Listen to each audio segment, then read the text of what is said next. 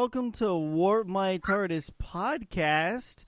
We have a extremely special episode tonight on Warp My Tardis podcast, and we even have a special guest in the studio who literally just flew in at the last possible actually, he flew in before my co-host, which is kind of funny. That's what I was going to say. I was the in the room. Yeah. So currently right now we are on a open channel on our peer.in website. So if you hear people pop in and out of the channel, that is because we have a open unlocked channel. So anyone that wants to talk about the late, great Richard Hatch that we just found out passed away earlier this afternoon, this is a special episode just for him. We had a completely different show planned tonight. And being that we are a sci-fi podcast, we changed it up. So, did you happen to mention to Miles what we were going to do? I have no idea. No, I just clicked it to say hi. Yeah. So Guillermo del Toro. Yeah, we were going to do Guillermo del Toro. We were going to do Pan's Labyrinth and I love that. Hellboy. That's a fantastic film. Yeah, it is. It's by far one of my favorite films, but. Alas, we're going to save that. We're going to put that on the shelf, and we're going to come back to it on another episode. This has so much more of a meaning, especially for myself, being a huge sci-fi fan. And I know that... Watch that first run time. Come on. Yeah, you're young. Yeah, KJ, the comic guy, has a completely different viewpoint on it, mainly because he grew up when dirt was new. And, yeah, I went there. But... no, extremely sad news to hear the passing of Richard Hatch. For those of you who are not familiar with him, he played the critical role of Apollo in the original Battlestar Galactica TV series, the early 1970s run. So if you are a sci-fi fan, you've been a more of a watcher of the newer rendition. Actually, he played a role in that TV show, he actually plays the role of Tome Zerak. He's basically the crazy guy that runs for president, gets the president's spot, and some terrorism happens while on the ships. Phenomenal actor. Played a key role in building up the show. Even was in the spinoff, if I remember, in the late 80s. When they did, like... Am I wrong on that, KJ? You got to unmute yourself. No, it wasn't so much a spinoff. So there was the original Battlestar Galactica was 1978. Then there was the 1986, I think it was. There was a return, which was a Galactica 86, I think they called it. It was like 5 episodes where they finally reached Earth. Mm-hmm. So there was that. Then he was actually the president in the new series, and I was just trying to catch up on it because I hadn't heard exactly what was going on. I mean, it was pancreatic cancer, so unfortunately, it was a terminal illness that he passed from. Our thoughts go out to the family. He did live to a ripe age of 71, so congratulations, sir. Absolutely, and forgive me if we do the pass off of the mute and unmute features here, KJ.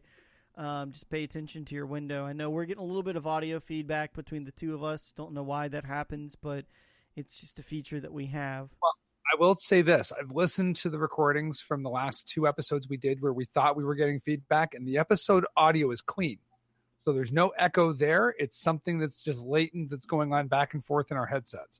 So because our Legends of the Panel was clean. Well, good. Awesome. Then we will continue, and I'm not going to mute anymore. But let's just kind of go on the quick premise of the storyline of what Battlestar Galactica was.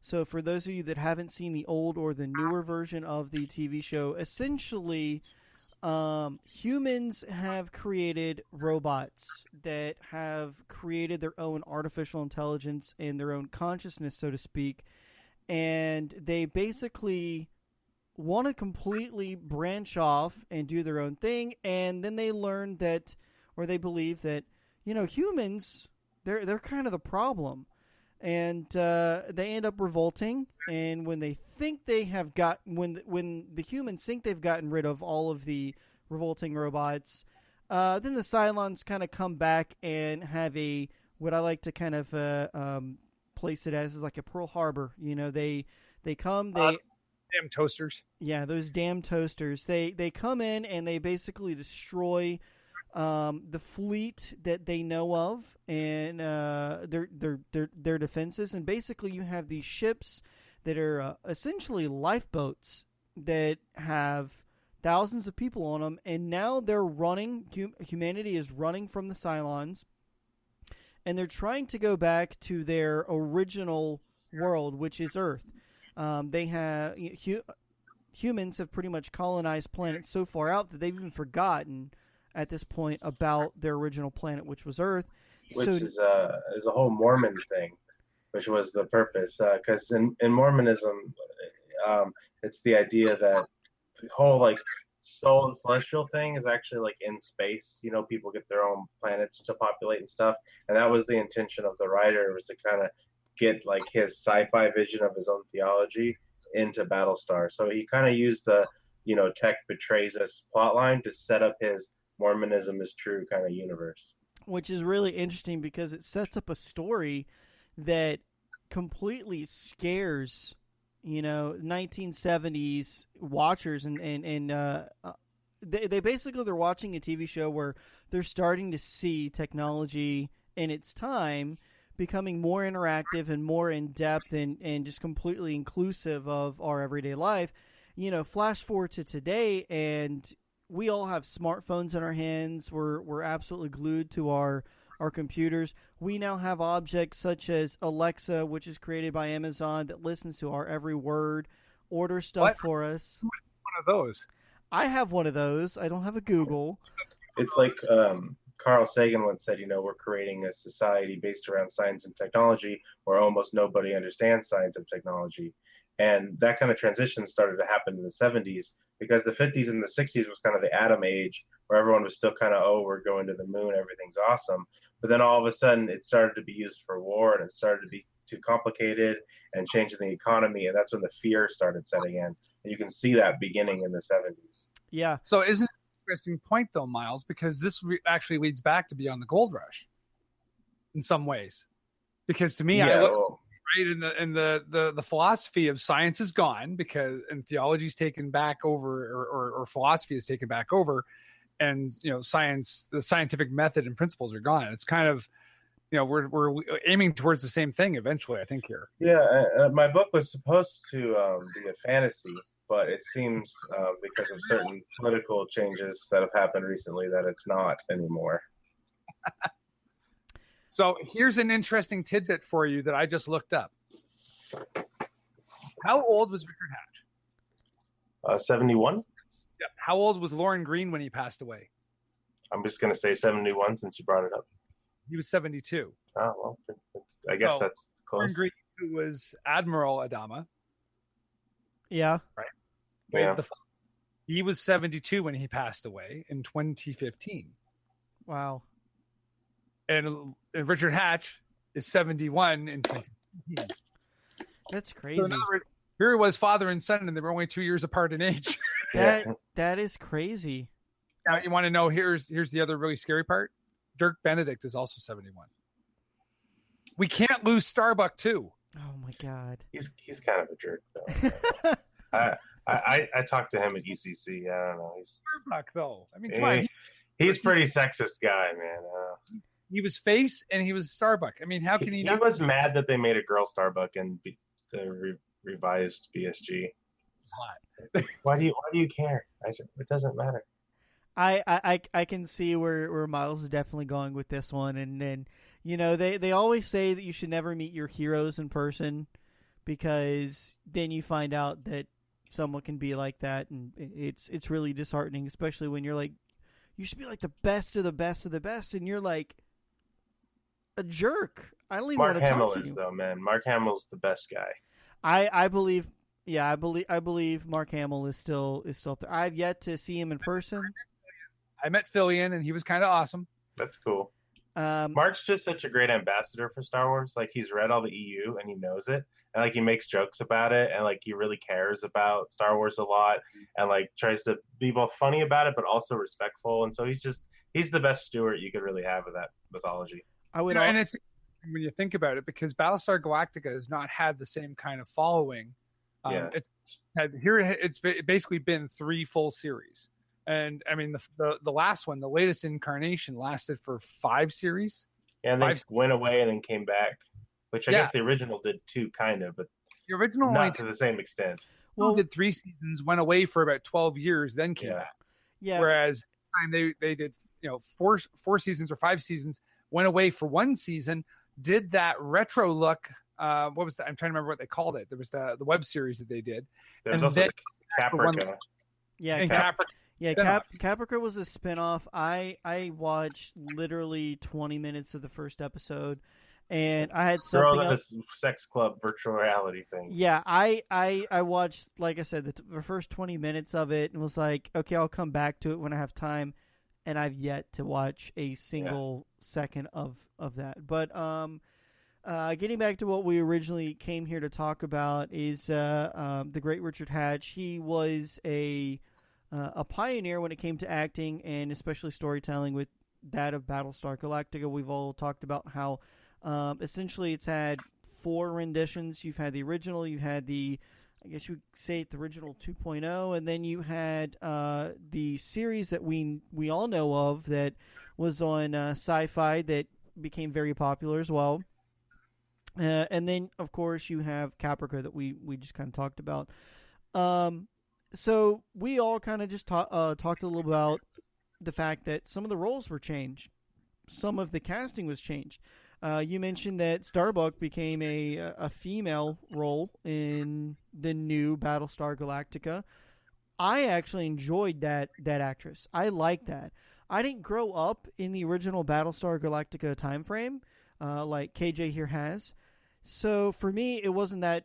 Even if I had seen the original, it wasn't that big of a. You can't do that. You can't change, roles, But I felt like it actually worked out a little bit better because the way they kind of wanted to slide the romance side of the story between Apollo and Starbuck kind of worked out really well.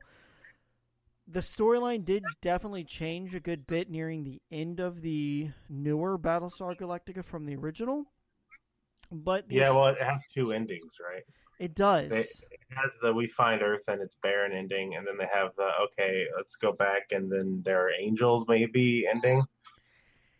So we don't talk about that one, but yeah, I don't know, man. Like, I guess we don't need to go on a tangent about that. There's probably enough podcast material in the world about the ending of BSG, but it's quite odd. It is quite odd, and there's also a whole storybook / comic book series on Battlestar Galactica as well. But something I did want to play on the podcast today was Richard Hatch's words of advice that he basically wanted to distill into the new actor that played Apollo on the new TV series. And this is all Creative Commons currently right now. Don't know if that changes. Hopefully it does not change, because if that means it changes, then there's just going to be dead silence in a podcast in the future. But I'm going to play that for you guys now. You just let me know what you think about it. Oops, what is playing there? That's not supposed to be playing. Just let me know what you guys think about it in the end, and how you feel an actor that originally played a role and entering a new actor. What do you guys think? So this is an interview on the new Apollo with Richard Hatch. People always ask me, how do I feel about Jamie Bamber playing Apollo? What was my estimate? How did you feel about it? Were you competitive? Were you jealous? I thought Jamie not only played that character wonderfully well, but he truly, for me, really embodies that character, that integrity, that sense of honesty, that deep moral conviction of doing the right thing, which is kind of lost in this day and age. But anyway, in those scenes with Jamie, I was able to really kind of, in a sense, both on a personal level talk and share my journey on Battlestar, my journey of having made millions of dollars and then lost millions of dollars because, first of all, I didn't invest wisely. Thinking back, I wish I had saved half of that money and put it into a more practical investment. But nevertheless, I tried to give him the wisdom of taking advantage of this moment to try to really use that money, invest that money wisely, prepare for the future, and also try to get as many opportunities going while you're on a show. Because once the show's over, a lot of the interest and attention that comes to you tends to go away. And I even saw this happening with his character. I thought, I struggled in the original Battlestar because my character was the good guy, and he wasn't the bad boy. He wasn't the flawed, screwed up characters, which seemed to get more attention. I'm sure all you women know that you're always, at most times, go after the bad boy, and the good guy gets kind of lost in the shuffle. But it's not easy to play the good guy, the flawless leader, and I struggled with that on the original show, trying to find ways to put this character in circumstances that would have challenged him, shown his flaws, imperfections, because no matter how perfect you might be, in the right situation, we all reveal our dark side. And that's kind of the key, I think, to any character you're playing. So that was the Richard Hatch interview that he had that he wanted to talk about and impart some wisdom on the actor that played his role in the new episode. So what did you guys think about that? I felt like he had a lot of good words, honest words to say to his fellow actor that ended up playing his role. And, he was okay with it. There's been many characters out there and actors out there that have played roles that then have been replayed. One of my favorite actors that have had many people come back behind him that has replayed his role over and over and over again, but still he set the original mold and moved on, was that of Michael Keaton in the Batman role. I don't think that we're when I think of Richard Hatch, I think of the original, and I still think of him as Apollo. Even the new Apollo is a completely different character in my eyes. Like he said, he was... Yeah, it's a different show. It's yeah. not the same. Yeah. I liked what he had to say. I mean, because a lot of times he's talking about his character's alignment and stuff. And I think that's true. People don't like to write lawful good characters as much. But I always find lawful good characters more interesting. Because it's a struggle, like what to do, and pragmatism is demanded of you, but you still need to stand up for your ethics. And so I thought that was an interesting part of the conversation. I agree. KJ, what did you have to think on Richard Hatch and his speech there to his? You wouldn't necessarily call it an understudy, but just his reprisal, his predecessor. His predecessor. I think what comes out of with the successor is that, it's, he left a very clean message there, which is it's tough to play the good guy, that you can struggle with it. It's easy to play the bad guy because the bad guy gives you a character flaw, right? So, I mean, let's take this outside of sci-fi because, we've got Miles here, a comic book creator. Yep. Is it easier to write the good guy or is it easier to write the bad guy? Well, for me, it's harder to write the bad guy because I try really hard to give them a completely different ethic than anyone's seen, or I don't really want to write them. So I don't want to just write the same bad guys I've seen before. So I struggle with it. Not that it's hard as in I don't have ideas. It's hard because once I get them in my head, I really want to respect their worldview. And so it takes a lot of effort to kind of make sure that you're not straw manning them or turning them into a cartoon. Like once you meet Gutenberg and after the Gold Rush, you'll see that like he has a different perspective on why he did what he did and why it's right. And you'll hear his arguments, and it's interesting to write them. But with good characters, people kind of pay attention to them right away because they're typically where the focus of the story is. The thing is to keep them interesting and more than just kind of like the tide that moves the story, because like a lot of people, I think, like Han Solo more than Luke if you're just kind of a surface fan of Star Wars, for example, because like, oh, Han's shooting people and running around. But Luke's really what is the interesting character in the story if you really pay attention, because he has all the deep emotional moments. So like I think the best way to write a hero is they can kind of just be the move along story guy, I'm going through the hero's journey motions, and you can have your scoundrel rogue characters that get more popular. But you can write that extra layer of emotional depth to your heroes. When people go back to the mythology, I think that's when they really connect with them. Yeah. And I think that's probably true for most Apollo fans.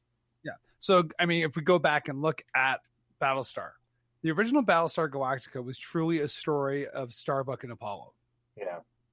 Right? There was a little bit of Adama. There was a little bit of, oh, darn, I can't remember his name now. But the supporting characters were a lot lesser role.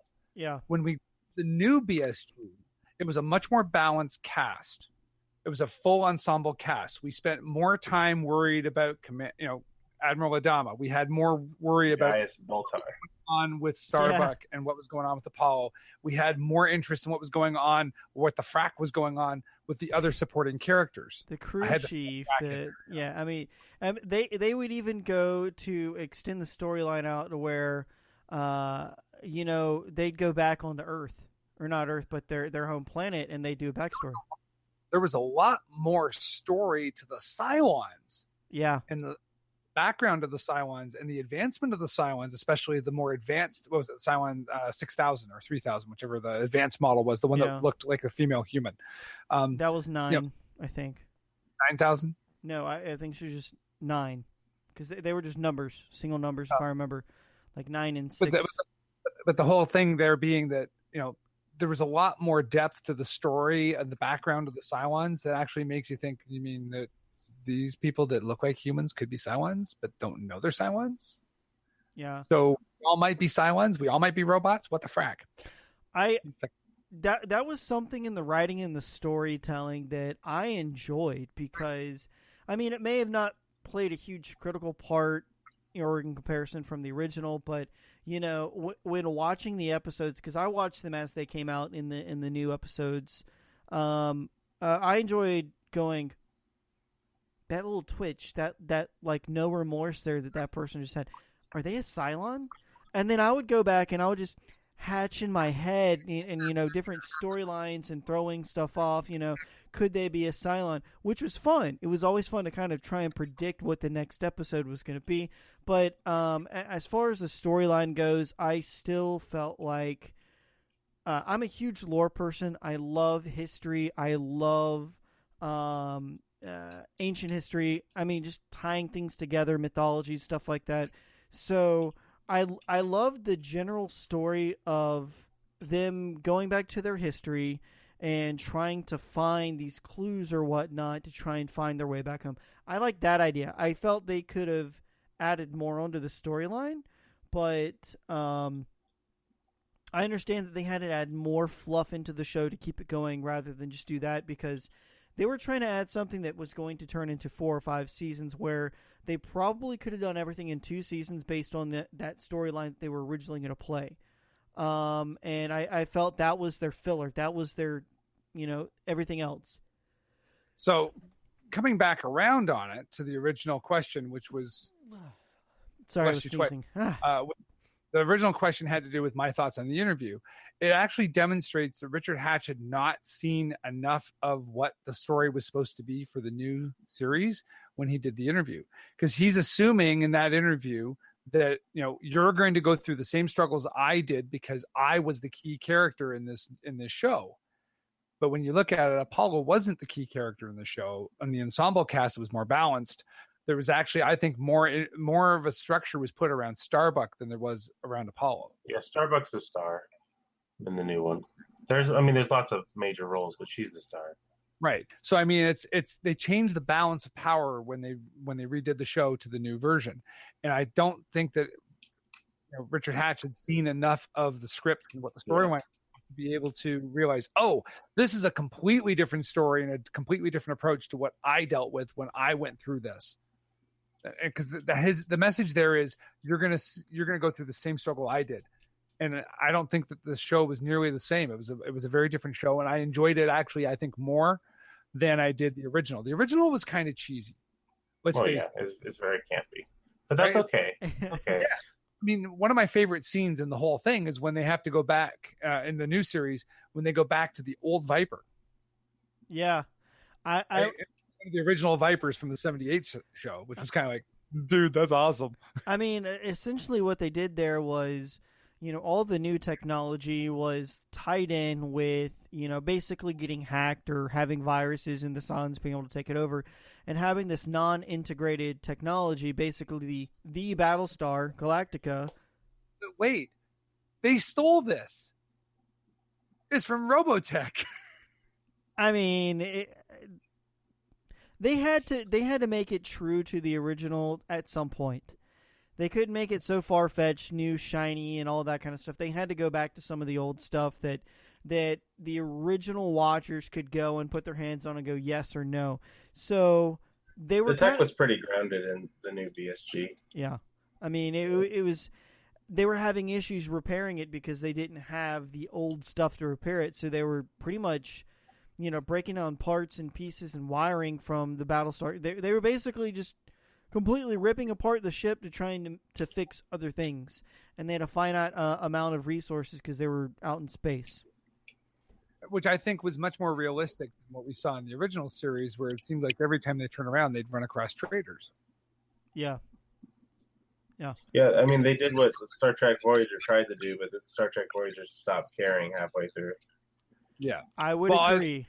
Voyager only cared about once they had Jerry Ryan on there as the boob figure. I like Star Trek Voyager, but the whole survival in space part kind of just stopped battering. Yeah, I mean, they were so worried about their gel packs and stuff like that in the first 6 episodes of the first season, and then magically they just stopped talking about that stuff. I mean, it just disappeared in Voyager. But so we're getting to the point now where we're talking more about BSG. I kind of want to talk a little about what else Richard Hatch has done in his career, because this is. I actually looked up his IMDb profile. I will say this: he seemed to get cast or typecast at least for the last 15 years. In the 80s, he did a couple episodes of T.J. Hooker. He did Falcon Crest. He did a couple of other Santa Barbara and some other soap opera stuff. I mean, he came from soap opera originally. He was on All My Children in the 70s. But his background became more voiceover work for games and the sci-fi work, and usually it was 1 or 2 episode parts. Funny note here. This is something that kind of ties our original meeting, KJ. So the actor that we all know in the amazing Sharknado TV series, Ian Ziering, also TV series for Sharknado. Well, no, not IMDb. I'm sorry, sci-fi series or movies. Sharknado. Okay, I was like a TV show. Oh my gosh. Yeah. Well, they've been greenlit for another movie. It's crazy, but no. Ian Ziering is a phenomenal voice actor.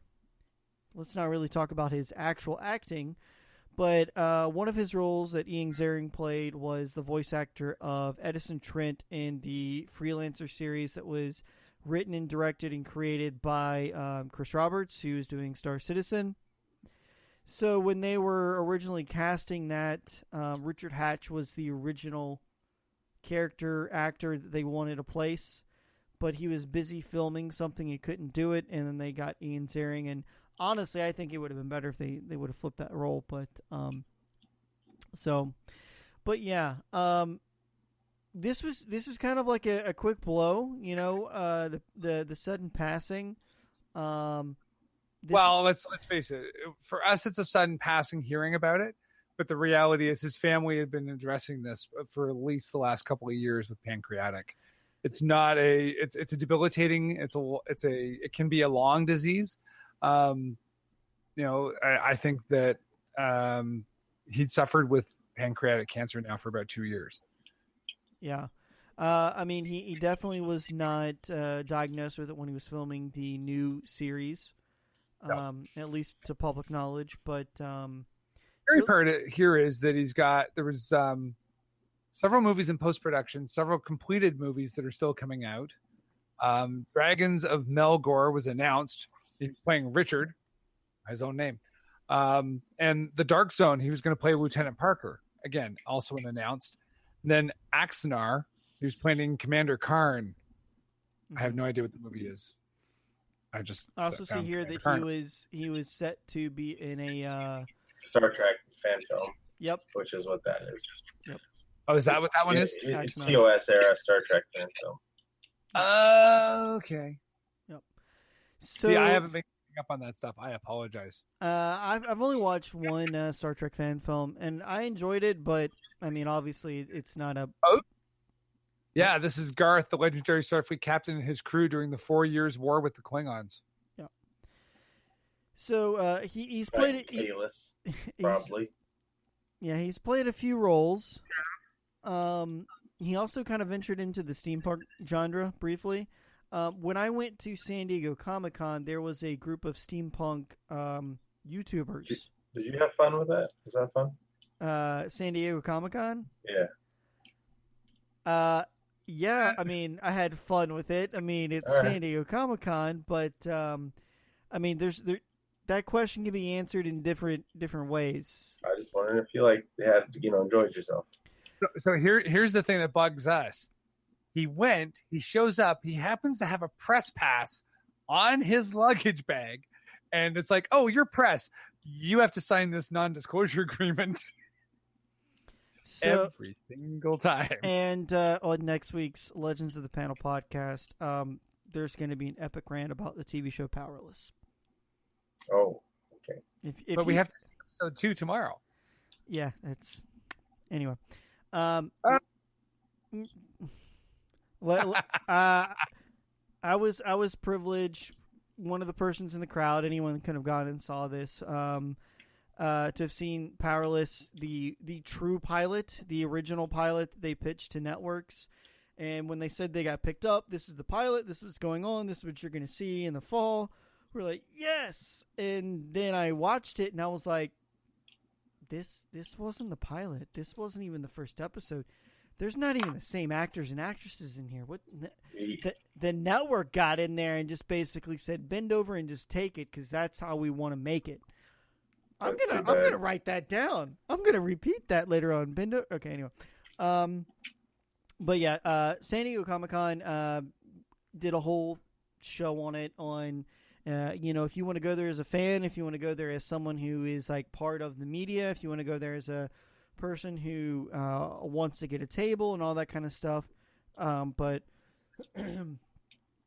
definitely a lot of fun. If you want to just go and experience it, I highly recommend doing a Thursday-Friday trip, not a Friday. I'm never going to go. I mean, it's interesting. I will say, though, that there's just so much there in so many different ways. And if you want to see anything that you want to see, expect to wait in a line to get a ticket so that you could get back in line to watch or see or talk to that person. So it's a line to wait for waiting to wait to get to do what you want to do.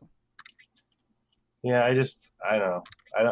I don't like the whole takeover of Comic Cons by non-comics, and I feel SDCC is kind of the epicenter of the kind of cultural takeover, and so I just not my deal. Yeah, if people go and have fun, that's awesome. I hope they enjoy themselves. As far, I mean, KJ and I have gone to so many different types of cons, and there's definitely genres of cons. There's a comic book convention. That is not what San Diego Comic-Con is. Yeah, they should change their name then. That's all I'm saying. They did. It's now San Diego International. That's essentially what it is. That's fine. Do that. Yeah. So basically that encompasses movies, TVs, games, comics, whatever. They're just everything. Then they have Wizarding World. Wizarding World's completely different. Completely different one. I'm going to that one in Anaheim. Yeah. Oh, you're going to the Anaheim Wizarding World? That's actually one to look forward to. It's apparently a cool show. I'll be there. That's definitely going to be more of a comic book / anime / cosplay type thing. You're not going to have like, a giant 16 block booth of Marvel and their next Avengers movie mixed with their TV shows mixed with everything else. You're going to get like an actual like comic guys next to you. That's good. That's what I like. Yeah. So But as far as in relation to kind of what we were getting on with that of What My Tardis podcast and Richard Hatch, it was a little bit of a shock to some of us. Literally, I was prepping for the show tonight and did my I was starting my show notes and looking at other sci-fi stuff that we could bring on the show to kind of talk about. And I saw the Richard Hatch news that came across, and I was like, what? And that's when I knew the episode was probably going to change. And I reached out to KJ, and KJ said, hey, I'm kind of stuck in traffic. I'll be a little bit later than I normally am, and I don't know if I'm going to make it. And I sent him this message, and he's like, we're doing the show. So the show was only intended to be probably a 30-minute episode. We're already at the 36-minute mark. So I think the best thing to do is kind of wrap this thing up, kind of go over some of the things that we liked about him playing the role, and even him playing his new role as Tome Zerak in the new series. So I'm just going to do a round robin, guys. What did you like? What did you not like? Things as an actor maybe you have liked.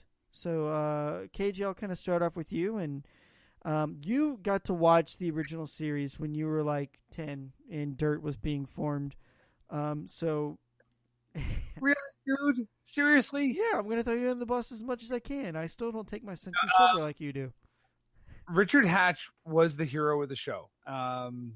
For every dirty deal that Dirk Benedict did as Starbuck, you always were looking to Apollo to pull him out of the fire and to turn things around, and he was always the hero character. I think that I enjoyed watching those episodes back in the day. Does the story hold up today? Do those episodes hold up? No, of course not. The effects are far different. Our expectations are far different. At the time, it was not cutting edge. It would be a little one step up from Star Trek, the original series, but not close to Star Wars effects. I still go back, and I mean, when I think about all the different roles that Richard Hatch has had and all the bit parts and the voice work and everything else, Apollo is always going to be the role that I think of when I think of Richard Hatch. If that says anything in itself, that's to me, he's always Captain Apollo. Anything you wanted to add to the discussion, Miles? Sure. Well, like you said, it can be hard to be the kind of straight character that tries to keep everything, in line, and you can easily come off as the character who is stopping everyone's fun and everything interesting from happening. But the fact that he had to play that role, but we still remembered him and had an impact on us shows that he was meant for that role. And, not everybody can pull that off. So I agree. Like, I'm going to go more modern with his role of Tome Zerak. He played a character in the newer series where, you wanted to hate him, but at the same time, when you got to know more of his backstory, kind of similar with what you've got going on Gold Rush, you kind of understand why he's acting the way he's acting. His character is basically coming from a very industrial / workforce area that he had to kind of fight to get to the top, become a union leader, and he eventually, entices these people that are being subdued their entire life and just kind of treated like crap. Hey, revolt, let's, if they're not going to listen to us, let's make them listen to us. Let's do what we need to do to make a point. And so they kind of go into like this whole terroristic cell thing, and then they calm down and they become normal people once they have their way heard. And there's so many types of ways that, even the show was redone in the 2000s, we can relate to today. I mean, there's people that run in political offices today that, they go and they want to fight for the middle class, or they want to do whatever it takes to get them elected into power. And then just like this in this TV show, he did what it took to get himself into power. Once he was in power, it was about him keeping the power and doing with what it was him trying to keep it and doing what he wanted with it. So, he played it beautifully. He made you love to hate him, but at the same time, you still respected him, but you still hated him. and that's why I liked his play on Tome Zerak in the new TV series. I still looked at him originally when the character first came out and said, "That's Apollo. He's the Golden Boy. I can't be mad at him. I mean, he's right. He's got to be good." Yeah. And then the more that I watched him, the more I hated him, but I still liked him, and I still respected him, and I still hated him. And he just did it beautifully. Great actor, great person. Always spoke highly of his peers and was very open and honest in what he did in life. I never got to meet him, never got to go into any cons where he spoke at. He was very prolific in the fact that he loved supporting Gate World, which is a huge Stargate, Star Trek, Battlestar Galactica sci-fi con. He was there almost every single year talking. Loved to speak with the fans, loved to interact with the fans. You don't really see that too often when it comes to an actor or someone who has played a role. Sometimes they shun the role. They don't want to be typecast. They want to throw it off their back and never talk about it again. But he was someone that really embraced it, moved on with it, and yet he still will love to talk about it with you. So very sad to hear about his passing. Mr.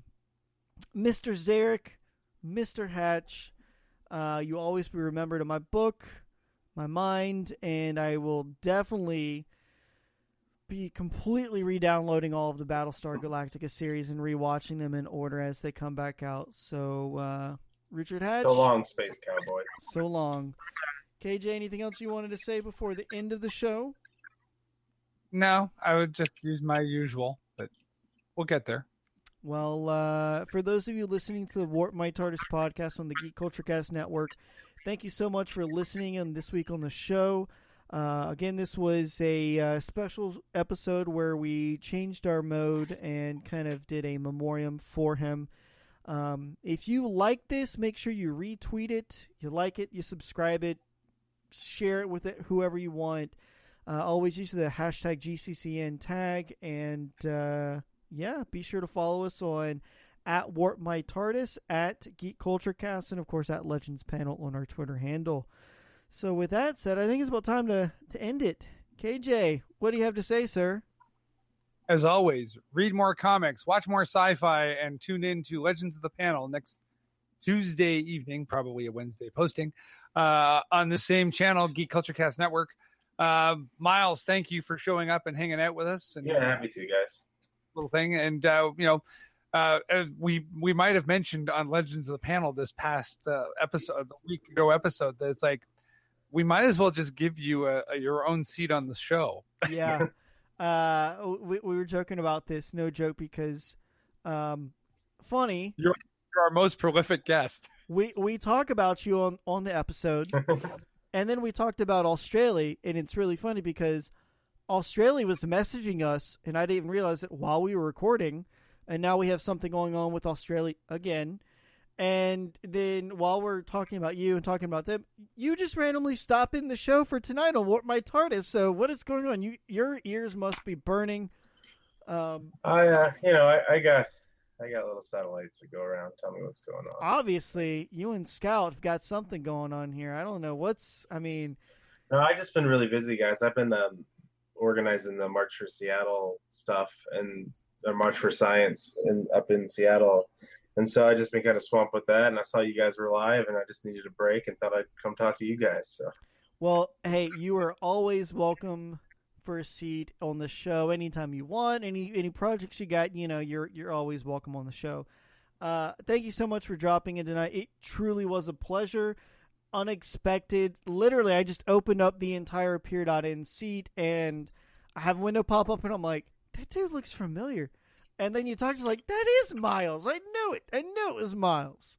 You guys want to see a secret project I'm working on real quick before you sign off? Oh my gosh. Giving us another secret project. Oh. I can show you, but you can't say what it is. Listen, I told you this, but when you can't say what it is, okay? I'm not going to say what it is. Hold on, let me. Is there a chat thing in here? Can I? Yeah, I just locked the room so no one else can see it. Okay, you can open that. So don't say what it is though. I'm not gonna. I'm not saying anything. Okay. You're making me log in. Oh my gosh. But I'll be sharing it the first day at ECC. So, but I can't say before then. Oh, I just apparently sent request. Anyway, I'll look at it in a minute. I think I have the original link on something you've given me access to before. But anyway, no, before you released Kickstarter number 2 for Gold Rush, you sent me the T-shirt logo that you were going to have out for certain kickers. Remember that? Mm-hmm. Okay, so this just goes to show you how much I liked it. One, I have the T-shirt. It's actually in another room right now because I only wear it like a few times because I don't want it to get washed and worn out and where everything fades. Sure.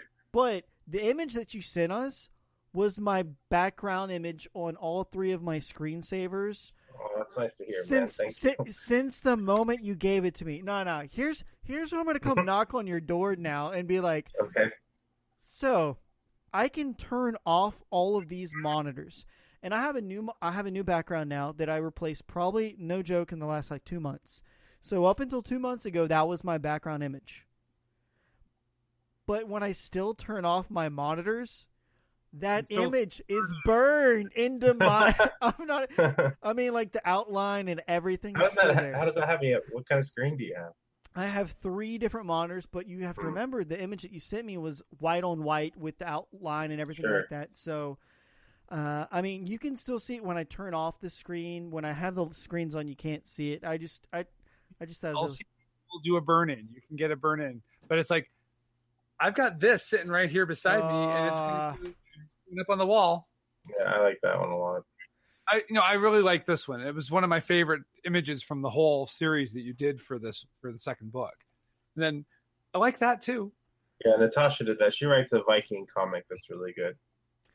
Yeah, I've got actually I moved everything, but as we've kind of gone from closing off to we've gotten to adding on, but again, yeah, thank you so much, guys, for listening to What My TARDIS podcast. Please go and show Miles Greb some love over there at Gold Rush after the Gold Rush oh my God! After the Beyond, it's at Gold Rush Comic. There we go. And but more importantly, if anyone's interested in science stuff, you should definitely get involved in your local March for Science. Yes, agreed there. March for Science is an important one. Also, pay attention to the other shows on Geek Culture Cast Network, including Active Geek Podcast. Yes, absolutely. They throw one over to Jim and Chuck. I wouldn't be surprised if they do another sci-fi podcast in memory of Battlestar Galactica. But again, Miles, thanks so much for being on the show again tonight. Complete surprise. You're always welcome. Your my microphone just fell. Again, be sure to tune in to us next Tuesday for Legends of the Panel podcast on the Geek Culture Cast Network. We will be live at 8 p.m. on our Spreaker page. And, of course, you can always follow us and jump in on the conversation at appear.in/Geek Culture Cast. Bye. Bye, everyone.